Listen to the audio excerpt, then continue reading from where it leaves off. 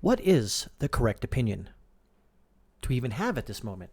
Well, let's look at this from a couple different political ideologies. Looking at it from the left, they say you must support BLM or else. You can't even ask questions. You can say, well, who supplies them money? What are their main ideologies? What do they think? And we'll get to that here in a minute. But let's go over a couple of stories about not having the correct political vocabulary, the correct political ideology. So you hear right here, Donald Trump to Seattle, take back your city now. Why? Because the Capitol Hill Autonomous Zone, the CHAZ, is run by some dictator, warlord now. I can't even believe I'm saying this, but it doesn't surprise me because it's in a blue state, blue city, run by Democrats, evil leftist progressives, who are on the side of BLM, Antifa, if you will. All these other people, of course they are. You think these people here in this picture right now, they're voting Republican? No. Are they conservative? No. So we'll go to the next one. BLM vows to insert guiding principles into schools, teach young children how to disrupt Western nuclear family. That doesn't seem like the tenets of the BLM. Why are they doing that? And finally, and choose their own gender. How is that part of the BLM movement? I don't know. Why is that? I don't understand how that constitutes make sure cops don't shoot people of color. How is that? I don't know. But if I even question that, banned, canceled, cultured, blah, blah, blah, blah, you're dead. Not in a casket dead, but politically dead, if you will. You lose your job and you'll get hounded. So let's go to the next one. Matt Gaetz. U.S. shouldn't have a national soccer team if the players won't stand for the national anthem. Yes, I agree. If you're part of the national team and the other team is standing up for your national anthem and theirs, why are you going to kneel? Why? So I can't have that opinion now? I guess I'm a bad person because I don't agree with that. If they don't want to kneel for, they want to kneel for the national anthem. They don't want to stand up. So I get canceled, right? Not having the correct political opinion on this, right? Is that it? I guess I am.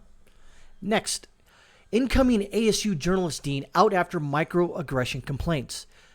There's no such thing as microaggressions. That's a made-up word. Baloney. So why? I don't even know if this guy's a liberal or conservative. Doesn't matter. He got fired for what? Having the opinion that some cops are good. Because they are. There are some cops that are good. There are some that are bad. So is that the wrong political ideology, correct? The wrong political opinion to have now? So I can't say some cops are good, some cops are bad. They all have to be bad? Is that it? No. And you don't get to tell me how to think. I can't even believe I'm saying that in this world. We're having a political ideology, a movement telling you how to think.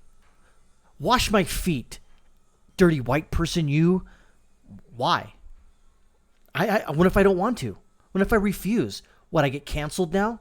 I'm the wrong person to say that because of my skin color? Oh, that sounds sort of racist, doesn't it? Yes, it does. But again, there's no racism against white people, apparently. That's just the way it is.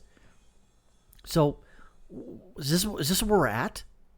You have an opinion and you get thrown off you get, delisted from society. Let's put it that way. You get your Twitter card revoked or your Facebook card revoked because you have the wrong political opinions. Is that it? Yeah. And finally, there's an effort to get me fired at Cornell for criticizing Black Lives Matter movement.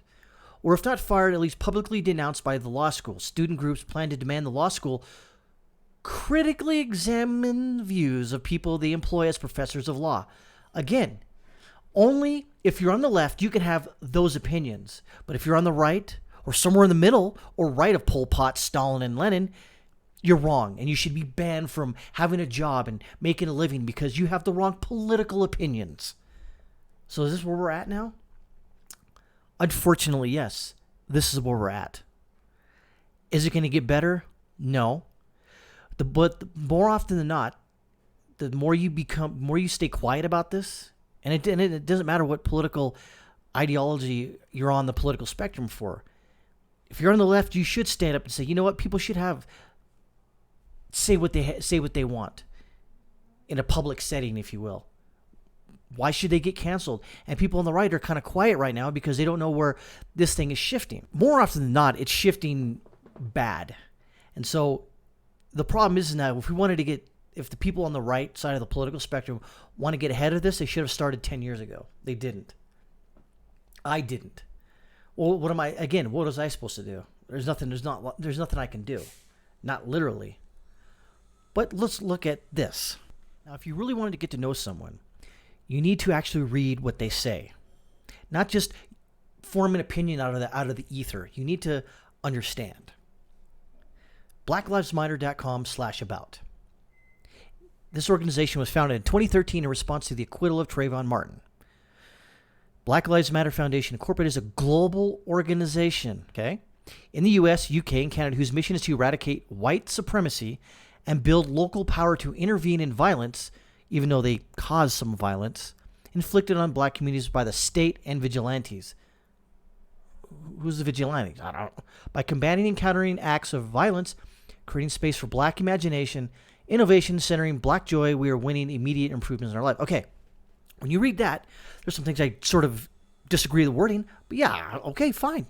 You can set up a global organization. We are expansive. We are a collective of liberators. Collective. Key point there. Who believe in an inclusive, spacious movement. We also believe that in order to win and bring as many people with us along the way, we must move beyond the narrow nationalism that is all too prevalent in black communities. Really? We must ensure we are building a movement that brings all of us to the front. Only some people who believe this. But if you question their ideology, you're banned. You're canceled. We affirm the lives of black, queer, and trans folks, disabled folks, undocumented folks. You mean illegal aliens, for the people out there who actually use the correct legal terminology. Folks with records, women in all black lives along the gender spectrum. There you go. Now you got to understand, do you really think someone from the black community wrote this?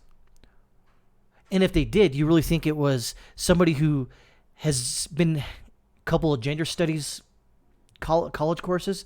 Yeah, that's what it kind of reads like. Our network centers those who have been marginalized within the black liberation movements. We are working for a world where black lives are no longer systematically targeted for demise. That's the point. They don't say who's doing it, because that would mean that they would be pushing people away. We affirm our humanity, our contributions to this society, and our resilience in the face of deadly oppression. The call for Black Lives to Matter is a rallying cry for all black lives striving for liberation. Again, what are they liberating from? What are they trying to be liberated from? And the final story here, this is pretty interesting. We've all talked about this in the past, where the movie Blazing Saddles, if it were to be made now, you couldn't do it. There's just no way. There's a lot of stuff you can't say that you said in that movie, you can't say now. See, are these 7 movies on the woke mob's chopping block? From comedies to inconvenient dramas, the following films could be gone next. Meaning, when HBO pulled the gun with the wind. Why? Because reasons. Most popular movie of all time is going back to the shop for a tune-up. First, the new streaming platform HBO Max announced it was removing Gone with the Wind from its content lineup. Now they're learning the film will return with a catch. Really? Whoa, what could that be? The beloved drama starring Clark Gable and Vivian Leigh will be accompanied by a lecture, Jesus Christ, saying how wrong the material is and how to interpret it properly. Thank you, HBO, for telling me how to think properly, have the correct political ideology and opinions. Thank you, HBO. If you weren't here, I wouldn't know how to think for myself. Who knows if these conditions will be enough to satiate the woke mob? They smell blood across the cultural landscape, and they're moving with ruthless speed. We've already seen the long-running cops get the axe, and live PD. Yep, you hear that. What's next? The following list features films considered deeply problematic. And when people use the word problematic, they're full of crap. Or sharing messages deemed untenable to the modern left. And make no mistake, It's the left tearing down statues, rioting nationwide, erasing history wherever it can. Are these 7 films next? Blazing Saddles. Cultural observers had this Mel Brooks classic on their list for some time. The film liberally uses the N-word, features stereotypically gay characters, and employs slurs now considered taboo. Brooks himself repeatedly tells us he couldn't make Blazing Saddles today a toxic reality all by itself. Soul Man. This forgotten 1986 comedy might make a comeback, but it's not the kind that's flattering. C. Thomas Howell stars a teen who wolfs down tanning pills to darken his skin. Why? He wants to go to Harvard, and by pretending to be black, he can access minority scholarship deal. And Tropic Thunder. Oh, yes. The Ben Stiller comedy is only 12 years old, but it went from cutting edge to problematic in record time. Why? Lines like, you never go full, from starters, that inspired a sizable outrage from the disabled rights community at the time. More importantly, Robert Downey Jr., everyone's favorite Iron Man, donned blackface to play a black character in the film. But again, why mention context? Because that would go against the narrative. You know what I'm talking about. Unplanned. There's nothing R-rated about this pro-life drama. No one mocks people of color, and the language is suitable for the entire family. The movie's attack on Planned Parenthood, though, could put it in the left's crosshairs. The woke mob doesn't approve of messages like this. Art is meant to promote progressive ideals. It's why reviewers and film scribes alike savaged the film upon its debut last year. The current frenzy to erase art offers a chance to redouble their efforts. Remember that time when